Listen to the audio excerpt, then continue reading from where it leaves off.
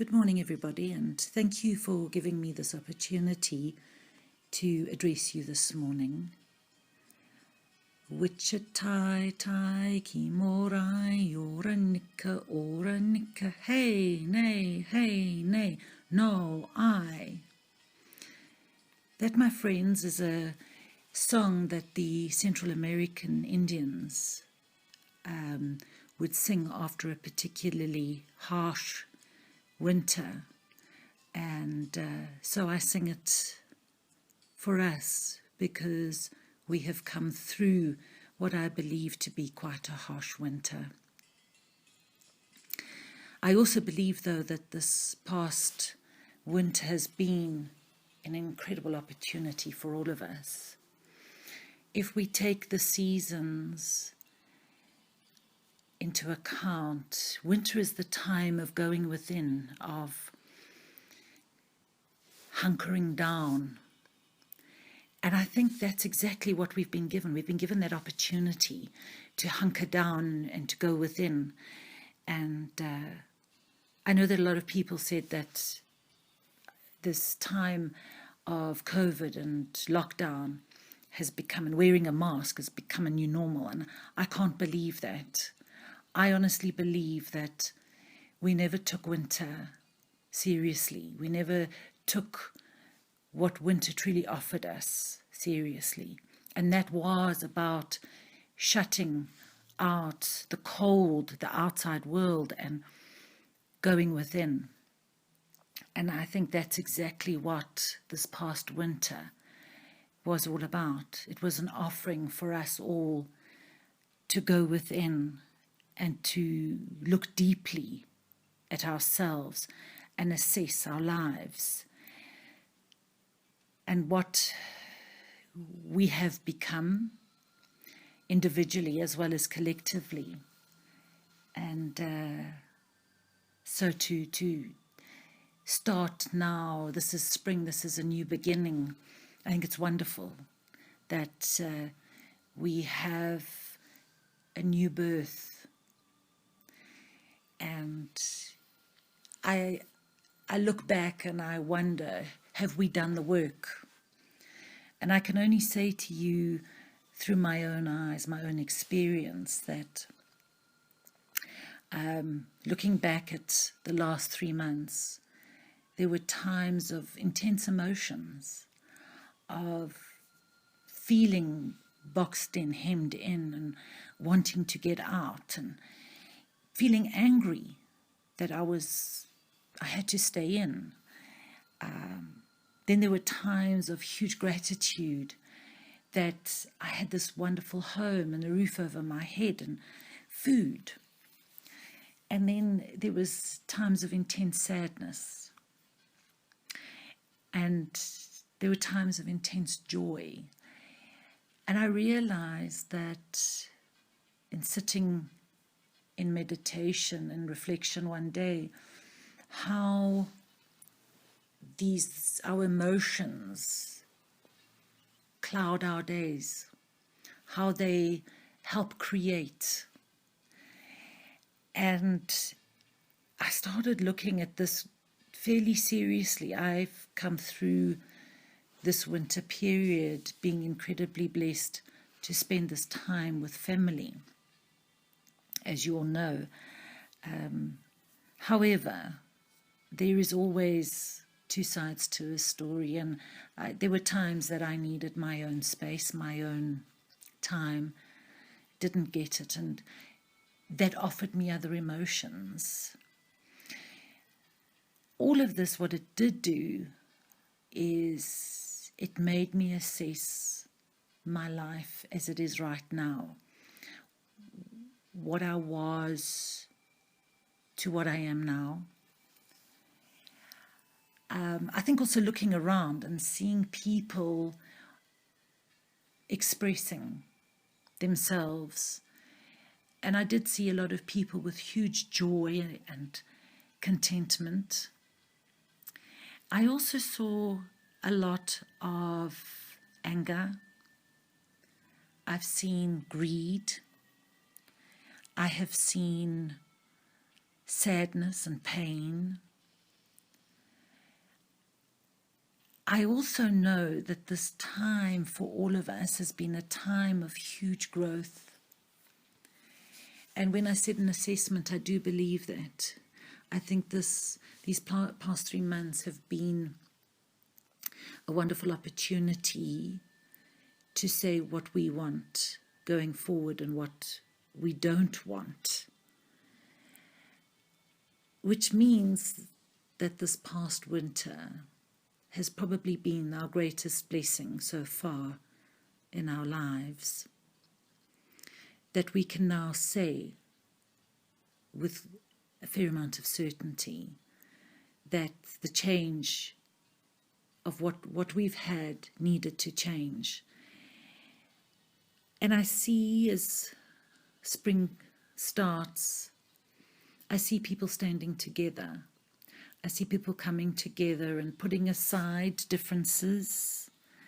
I see them putting aside what was an issue at the beginning of the year, perhaps. I've also seen people giving and sharing on levels that I never ever thought that I would. People have come together to help each other. And I think that was one of the things that I know certainly that in the Course of Miracles, she says that we are here to learn to love our brothers and sisters. And if it takes an absolute catastrophe to do it, and that it kills everybody except 2 people who couldn't talk to each other, and at the end of the time, that they can stand together as one and love one another with true unconditional hearts, then whatever has gone before has served its purpose. And I do see that. I see people wanting unity. I see people wanting to help, wanting to give, wanting to serve. And that has to be one of the most beautiful gifts that our past winter has given us. So we're now stepping into a spring, a new beginning. But we've also, I see a lot of people still suffering the remnants of the loss that we first experienced at the beginning of lockdown. And I've had the conversations of where to from here, where we can't go back to where we were. We can't go back to our lives as they were. So where do we go? What do we do? This space that we're in is too uncomfortable. And so it is about creating it's about creating a better, one that we're going to be more comfortable with, and more in line, certainly, with the true essence of our beings. And how do we go about this? Well, I think each and every one of us is unique, and we can only create what is right for us, what we want to experience tomorrow, and the day after that, and the day after that. I also realize that so many of us, we will sit in meditation, we sit in prayer, we sit in reflection, but so few of us actually know how to create consciously, reverently, and with unconditional love. And this was one of the things that I've been working on, because when I sat and I said, well, I know that I need to create a better tomorrow, and I want to do it. I do want to do it consciously. I want to know that my tomorrow and the day after that and that, when it comes to me, that the joy that I experience is what I have created with awareness, and I've created it in consciousness. And in one of the meditations, I was told to daydream, to take time each day and daydream. I thought, well, that was fairly easy. However, I've realized I've forgotten to daydream. I've untaught myself, so to speak. I know that as a young child, I would daydream all the time. I was told that I'm not focused, that I never get anything done. Is this you? That you were an incredible daydreamer and no longer are you? Yeah, I became more focused as I grew older. And yeah, I have forgotten how to daydream. So I want to say to you all in these early days of spring, take time to daydream. Sit quietly and dream your best life. Dream your relationships. Dream your abundance. Dream what you want to spend your day doing. Dream your happiness and your joy. Dream your connectedness to all life. Dream your relationships. And when you think that you have dreamed enough, breathe and dream some more. Allow your being free rein. Allow your emotions to fill with joy and exuberance and love, and express that through your daydreaming. And I want you to also at this time, I want you to remember who you are. I want you to remember who the essence of your being is.